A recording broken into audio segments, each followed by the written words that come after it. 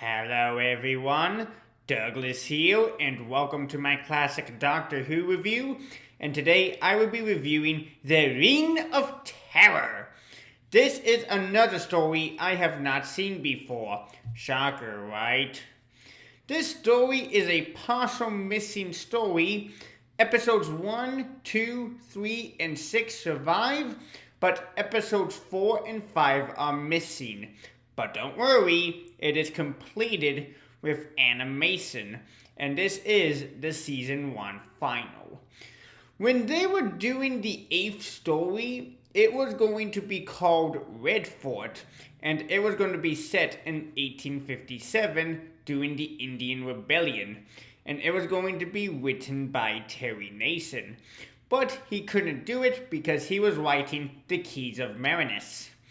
Doctor Who script editor David Whittaker was later to assign to the episode, possibly the Spanish Armada, but that was scrapped. The story was assigned to Dennis Spooner, who is a friend of Terry Nason, and Dennis Spooner would go on and become the script editor, and this is the first story he wrote.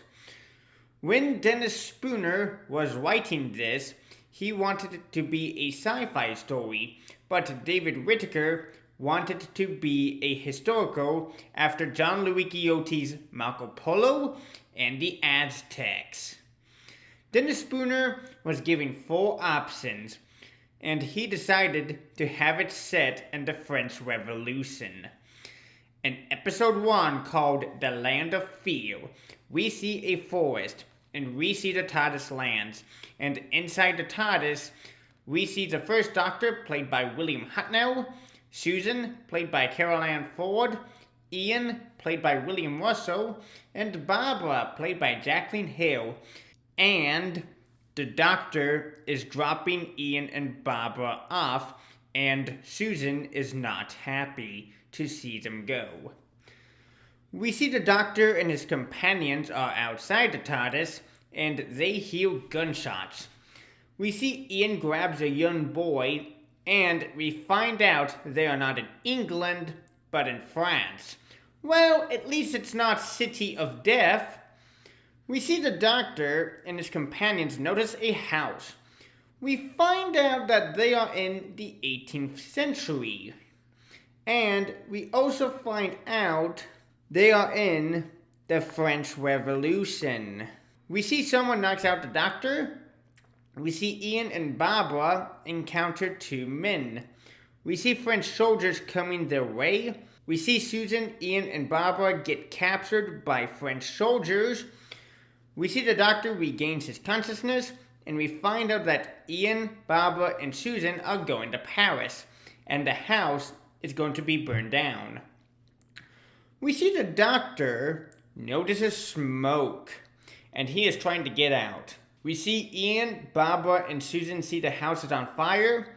At the end of episode 1, we see the Doctor is on the floor, and the house is burning down, and that is a great cliffhanger. In episode 2, called Madame Gillington, we are in Paris, and we see the guillotine, and it's off of the head!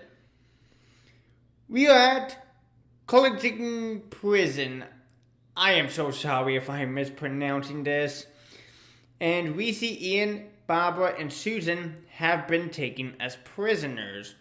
We find out that all 3 of them are going to be executed, and like I said, it's off with the head. We see the jailer has a crush on Barbara, and Barbara just slaps him. Ouch. We find out that the young boy rescues the Doctor, and he is still alive. We see the Doctor walks to Paris to rescue his companions. We find out that Barbara is going to try and dig out of the prison. We see the Doctor encounters a group of miners, and he gets caught, and he is put to work. We see the Doctor has a plan, and we see him knock out the head guy. We see the Doctor is 5 miles away to Paris. We see Ian is about to witness the execution of Barbara and Susan, and that is the end of episode 2. In episode 3, called A Change of Identity, we see the doctor arrives in Paris, and I would not know how he didn't need a drink of water. We see the jailer accidentally leaves the key in the lock. We see Barbara is going to try and escape, but Susan is not feeling good. We see Barbara and Susan are rescued by John, played by Henric. We see Ian is going to escape the prison. We see the doctor comes to the prison, and I love his French outfit, and it looks amazing. We find out the people at the prison are going to arrest the doctor, and they have his ring as evidence. And that is the end of episode 3. In episode 4, called The Tyrant of France, we see the doctor meets Maximo Raspberry. Sorry for mispronouncing the French names. I am so sorry if I'm mispronouncing this. We see 2 men, and they are sneaking in, and it's John and his man, and they have a body, and it's Ian. We see the tailor is telling everything. We find out from Barbara that Susan has a fever, and we see Ian is reunited with Barbara. We find out from Barbara that Susan is getting worse. We see Susan and Barbara are seeing a doctor, and they are trying to leave, but they are locked in. We see that doctor betrays them, and they are captured. We see Susan and Barbara are back at the prison, and Barbara is reunited with the doctor, and we see someone is eavesdropping. We see Ian is in the church basement, and he gets busted by the French soldiers, and we see John's men is the traitor, and what a twist. And that is the end of episode 4. In episode 5, called A Bargain of Necessity, we see John rescues Ian and kills all the French soldiers. We see Susan is reunited with the doctor, and he's going to try and get Susan out. We find out that there is a meeting of convention tomorrow, and there will be an indictment against another member. We see the doctor knocks out the jailer, and that is the second time I see him knocking someone out. And we see the doctor and Susan are making a run for it, but they are caught. We see one of the French soldiers has the doctor's ring and his clothes, and the doctor pretends not to know. We see that one of the French soldiers wants to make a bargain that he will release Susan if he helps him look for John's hideout. We see the doctor has arrived at John's hideout with the French soldier, and John thinks that the doctor betrays him, and that is the end of episode 5. In episode 6, called Prisoners of the Gillington, I am so sorry if I'm mispronouncing this. We find out the French soldier is James Sterling. We see Ian and Barbara are undercover, and who comes? It's Napoleon, played by Tony Wall.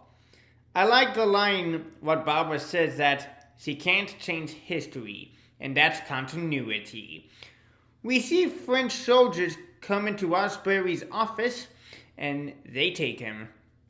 We see the doctor got Susan out of jail, and they have a carriage waiting. We see the doctor and his companions are back at the TARDIS, and I like the doctor's line when he says, "Our destiny is in the stars, so let's go and search for them." And that is the end of the story. I cannot believe I reviewed all of the stories from William Hartnell's first season, and that was a lot of work. And I will say it's a really good story, and I really enjoyed it. I think the animation is good, but it's not the best. And the animation was done by Theta Sigma and Big Finish. The cast is good, the script by Dennis Spooner is good, and the direction by Henric Hirsch is good, and I would give this story a 9 out of 10. So that is my review on The Reign of Terror. Don't forget to like, share, and subscribe to this channel, And if there is a classic Doctor Who story you want me to review next, leave it in the comments, and I will see you all next time.